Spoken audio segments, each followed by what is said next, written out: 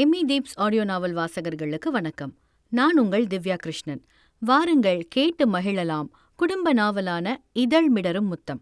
அத்தியாயம் 52. நடந்தவைகளை ஒரு காலும் மாற்ற இயலாது. அது பல பாடங்களை கற்றுக் கொடுக்கும் என்பதையும் மறுக்க இயலாது. வெளிநாடு சந்திப்புகளை முடித்துக்கொண்டு நாடு திரும்பிய குருவோ எப்படியோ அமிர்தாவின் வீடு தேடி ஓடினார். அங்கோ பால்ய நண்பன் தங்கையை பிரசவத்தின் போது பறிகொடுத்த கதையை சொல்ல, "போதுண்டா, போதும், இதுக்கு மேல ஒரு வார்த்தை கூட பேசாத நீ" என்று சினம் கொண்ட குருவோ நண்பனின் சட்டையை இறுக்க, "விடுங்கண்ணா, நடந்தது நடந்துருச்சு. நீங்க இவர்கிட்ட கோபப்படுறதுனால போன அமிர்தா திரும்பி வந்துடவா போறா" என்ற காஞ்சனாவோ ஒப்பாரி வைக்க, "நீ என்னடா என்ன ஒதுக்கி வைக்கிறது? நான் உன்னை தள்ளி வைக்கிறேன்டா. செத்தாலேயே முகத்தை பார்க்க நீ வரக்கூடாது" என்ற குருவோ காதலியை இழந்த வலியோடு வார்த்தைகளை தாறுமாறாக தெரிக்கவிட, "அண்ணா" என்ற காஞ்சனாவின் அலறல் கதத்தோடு வாசல் நோக்கிய குருவை நிறுத்திடவே இல்லை. "விடுமா, கோபம் தணிஞ்சா தானா வருவான்." "இல்லங்க, அண்ணன் பையன் முகத்தை கூட பார்க்காம போறாருங்க" என்ற தெய்வீகனின் மனைவியோ கண்ணீர் கொள்ள, அவரை நெஞ்சோடு சேர்த்தணைத்துக் கொண்டார் கணவரவர். அந்நிலையில் குருவின் மனதை உணர்ந்தவராய் இருந்தும் ஓர் அண்ணனாய் மனதார தங்கையின் இறப்பில் நிம்மதி கொள்ள முடியவில்லை. சீராட்டி பாராட்டி வளர்த்தவளை இப்படி பொசுக்கென்று ஒரு நாள் தொலைத்திடுவார் என்று அவர் கனவிலும் நினைத்திடவில்லை. இருந்தபோதும் நடந்துவிட்ட துர்சம்பவத்தை நினைத்து நாட்களை கடத்தாது வேறு வழிகளில் காயங்களுக்கான மருந்தினை தேடிட ஆரம்பித்தார். அமிர்தாவின் பெயரில் இல்லாதோர் பலருக்கும் உதவிகள் செய்தனர் தெய்வீகன் மற்றும் காஞ்சனா இருவரும். கோவில் குளமென எல்லா பக்கமும் ஆகுரதனை தூக்கி போய் பிரார்த்தனை செய்தனர். அம்மா இல்லா நிலையில் அப்பா இருந்தும் இருக்க முடியா கவலை கிடத்தில் சிசு அவனுக்கான நல்லது எதுவும் தடைப்பட்டு போய்விடக்கூடாதென்று உறுதியாக இருந்தார் தெய்வீகன்.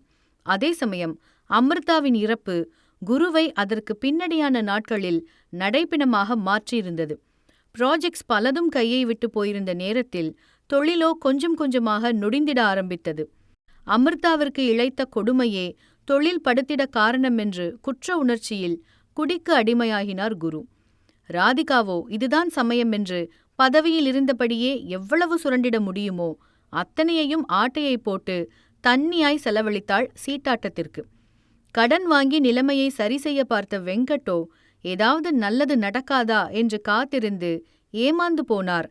பிசினஸ் நண்பர்கள் பெரும்பான்மையானோர் அவரவர் ஷேர்களை குறைந்த விலையில் விற்று கம்பெனியிலிருந்து வெளியேற, நாட்டின் பொருளாதார வீழ்ச்சி வேறு ஒரு பக்கம் ஆர்வி குரூப்ஸ் தொடங்கி பல தொழிலதிபர்களை போண்டியாக்கிட ஆரம்பித்தது.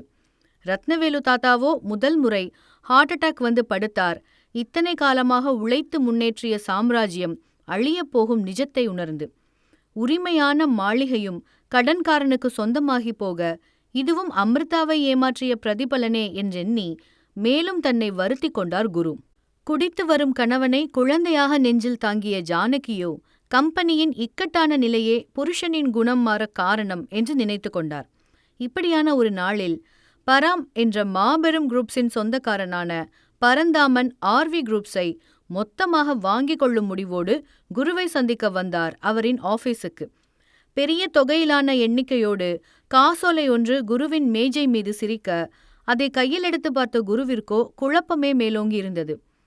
"இன்னும் அதிகமா எதிர்பார்க்குறீங்களா குரு?" என்ற கேள்வியோடு கால் மேல் கால் போட்டு விசாரித்தார் பரந்தாமன், சிந்தனை கொண்ட குருவின் முகத்தை ஆழ்ந்து நோக்கி. "இல்ல, எனக்கு புரியல. அப்பாயின்மெண்ட் கேட்டது ஏதோ ப்ராஜெக்ட் பேசன்னு நினைச்சேன். ஆனா நீங்க இப்படி செக் நீட்டுறது எதுக்காகன்னு நிஜமா எனக்கு புரியல" என்ற குருவின் கேள்விக்கு பதிலாய் கோப்பு ஒன்றை அவரின் மேஜை மீது வைத்தான் பரந்தாமனின் செயலாளர். "என்ன ஃபைல்?" என்ற குருவோ குறுகுருவென அங்கிருந்த இரு ஆண்களையும் பார்க்க, "திறந்து பாருங்க" என்ற பரந்தாமனோ குரலில் அழுத்தங்கொண்டார். சந்தேகமும் பயமும் ஒரு சேர அதை திறந்து படித்த குருவின் முகமோ வெளிரி போனது.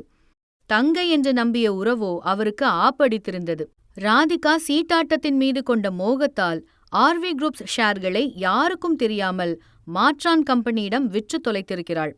ஏற்கனவே பலர் ஆர்வி குரூப்ஸின் சரிவை கண்டு பின்வாங்கியிருந்த நிலையில் நம்பிக்கை கொண்டிருந்த சொச்ச ஆட்களின் ஷேர்களையும் தங்கை இப்படி பலியாக்கி விடுவாள் என்று குருமூர்த்தி கனவிலும் நினைக்கவில்லை. இது போதாதென்று 6 மாதத்திற்கு முன்பு ஆர்வி குரூப்ஸ் மொத்தத்தையும் பரந்தாமனிடம் அடகு வைத்திருக்கிறாள் ராதிகா. கடனையும் திருப்பி செலுத்தாது, வட்டியையும் கட்டிடாது. கெடுகாலம் முடிந்தும் டிமிக்கி கொடுத்த ராதிகாவின் மேல் கோபம் கொண்ட பரந்தாமனோ விஷயத்தை நேரடியாய் குருவிடமே தூக்கி கொண்டு வந்து நிற்கிறார் இப்பொழுது. ஆனால் அவருக்கு தெரியும், குருவின் தற்போதைய நிலைமையில் அவரால் எதுவுமே செய்திட முடியாதென்று. அதுவும் கொடுக்கும் பணத்தை வாங்கிக் கொண்டு ஆர்வி குரூப்ஸை விட்டு தருவது மட்டுமே குருவால் இயன்ற விடயம் என்பதால் நியாயத்தையும் தாண்டிய பெருந்தொகையையே பேரமாக பேசினார் பரந்தாமன். தந்தையின் மொத்த உழைப்பையும் உறிஞ்சி பதம் பார்த்திருக்கும் ராதிகாவை வெட்டி பொலி போடுவதா, அல்லது பெருந்தன்மையாய் காசு கொடுத்து தந்தையின் உசுரான ஆர்வி குரூப்ஸை வாங்கிக் கொள்ள வந்திருக்கும் பரந்தாமனை பழிப்பதா என்று தெரியாது உள்ளுக்குள் குமுறினார் குரு. உறைந்து உடைந்து போயிருந்த குருவை சொடக்கிட்டு தெளிய வைத்த பரந்தாமனோ, என் ஆளுங்களையே அனுப்பியிருப்பேன், ஆனா உங்க அப்பாக்குன்னு ஒரு பேர் இருக்கு குரு, அவர் திறமைக்குன்னு ஒரு மரியாதை இருக்கு, அதான் நானே நேரடியா வந்தேன் என்று சொல்லி எழுந்தார் நாற்காலியிலிருந்து. குருவோ இனி செய்ய எதுவுமில்லை என்ற விரக்தியோடு நீண்டதொரு பெருமூச்சு கொண்டு கண்களை மூடி திறந்தார். அக்ரிமெண்ட் அனுப்பி வைங்க, சைன் போட்டு அனுப்புறேன் என்ற குருவின் குரலோ தெம்பற்று ரணத்தில் உழல, தெய்வீகனும் அமிர்தாவும் இருந்த வரைக்கும்தான் ஆர்வி குரூப்ஸுக்கான பொற்காலம் என்ற பரந்தாமனோ அறையின் கதவை திறந்து வெளியேற, பரம் ஒரு ரிக்வெஸ்ட் என்ற குருவோ மேஜையின் விளிம்புகளை பற்றி கொண்டு நிற்க, ஆர்வி குரூப்ஸ் பேர் மாறாது என்ற பரந்தாமனோ மெல்லிய புன்னகையோடு அறையை விட்டு முழுவதுமாக வெளியேறினார். கம்பெனி முற்றிலும் திவாலாகி போவதை விட அது வேறொருத்தர் கைக்கு போயாவது நல்லபடியாக இருக்கட்டும் என்று மனதை தேத்திக் கொண்டார் குரு. இருந்தும் அவ்விஷயத்தை அவ்வளவு எளிதாய் அவரால் கடந்திட முடியவில்லை. தம்பி வெங்கட் சொல்லியும் கேளாது ராதிகாவிற்கு நிர்வாகத்தில் பொறுப்பு கொடுத்தது எவ்வளவு பெரிய முட்டாள்தனம் என்று இப்போதுதான் அவருக்கு உரைத்தது. என்ன செய்ய, நிலைமை கையை மீறி போயாயிற்று. ஏற்கனவே நெஞ்சுவலி வந்து படுத்து கிடக்கும் தந்தைக்கு இத்தகவல் தெரிந்தால் என்ன ஆகுமோ என்ற மிடல் வேறு குருவை தொத்திக் கொண்டது. கிளி பிடித்தவர் போல ஆபீஸிலிருந்து வெளியேறியவர் போனை அணைத்து போட்டு குடியை போட்டிட மதுக்கூடம் நோக்கி ஓடினார். நேரமாக கடைக்காரனோ துரத்திவிட்டான் குருவை குடித்ததற்கான பணத்தை வாங்கிக் கொண்டு. ஆனவரோ கார் இருந்தும் கிறுக்கனை போல பினாத்திக் கொண்டே நடு ரோட்டில் நடராஜா சர்வீஸ் கொண்டார். குடிபோதையில் கையில் பாட்டிலோடு நடை கொண்டவரை எதிர் ரோட்டிலிருந்த தெய்வீகனோ எதேர்ச்சியாக காண பதறிப்போனார் மனுஷன் நண்பனின் அலங்கோலத்தைக் கண்டு. ஓடோடி போய் குருவை கைத்தாங்கலாக கூட்டி வந்தவரோ புலம்பல் கொண்ட தோழனை நேராக அவர் வீட்டுக்கே அழைத்து போனார். குருவோ அதீத போதையில் தூங்கியே போயிருந்தார். தெய்வீகன் அவர் வீட்டை அடைகையில். மறுநாள் விடிய கணவனை காணாத ஜானகியோ தவிப்போடு அலுவலகம் நோக்க, அங்கோ குரு நேற்று மதியமே வீட்டுக்கு கிளம்பி போய்விட்ட கதையை புருஷனின் பிஏ சொல்ல அடிவயிறு கலங்கியது பொஞ்சாதிக்கு. பணப்பிரச்சனை தலைவிரித்தாட ஜானகியின் பிறந்த வீட்டு நகைகள் தொடங்கி அவருக்கான சொத்துக்கள் என்று அனைத்தையும் வித்தாயிற்று. தற்போதைய வீடும் கடனில் இப்போது கைமாறி போயிருக்க இன்னும் 1 மாதத்திற்குள் வேறு இருப்பிடம் பார்த்திட வேண்டிய அவல நிலையே கொண்டிருந்தனர் மாளிகை வீட்டுக்காரர்கள். பொருளாதாரம் படுமோசமாக அடிவாங்கி கிடக்க அதன் தாக்கம் தாழாது கணவன் கண்டிப்பாக மனவேதனையை போக்கிட ஏதாவது ஒரு பாரில்தான் கிடப்பார் என்றெண்ணினார் ஜானகி.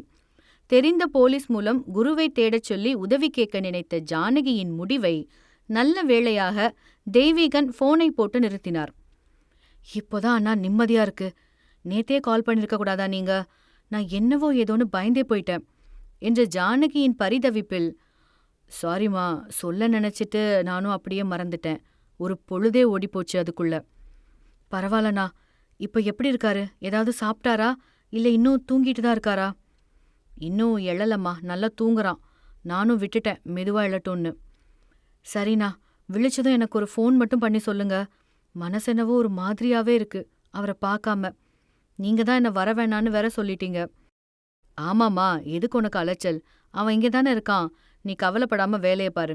அப்புறம் நானே அவனை கொண்டு வந்து வீட்டில் விட்டுடுறேன். சரிண்ணா என்ற ஜானகியோ அலைபேசி அழைப்பை துண்டித்து மன நிறைவோடு மற்ற வேலைகளை கவனிக்க ஆரம்பித்தார். ஆனால் இது எதையும் அறியா குருவோ காதலி என்று எண்ணிய அமிர்தாவின் பெயர் சொல்லி மன்னிப்பு கேட்டு அனத்தினார் போதையிலான தூக்கத்தில். இத்துடன் இந்த அத்தியாயம் நிறைவடைகிறது. மீண்டும் அடுத்த அத்தியாயத்தில் சந்தித்திடலாம். தொடர்ந்து இணைந்திடுங்கள் எமி டிப்ஸ் ஆடியோ நாவல் சேனலில். நன்றி, வணக்கம்.